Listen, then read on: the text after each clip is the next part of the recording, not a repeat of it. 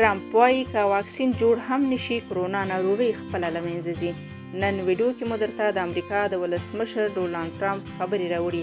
هیله ده تر پایه راسره پاتې شي او د داسې جالبو معلوماتو لپاره سحر میډیا چینل سبسکرایب کړئ.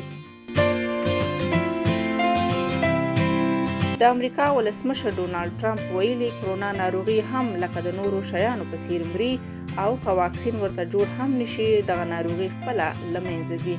ټرمپ دې خبرې ته په اشارې چې د مني په موسم کې به د کرونا څپه یو ځل بیا راشي، وایي د ویروسونو او انفلونزا په راتلو سره پوهان د واکسین جوړولو هڅه کوي، خو تر هغه چې واکسین جوړیږي دغه ویروسونه او ناروغۍ خپله له منځه ځي.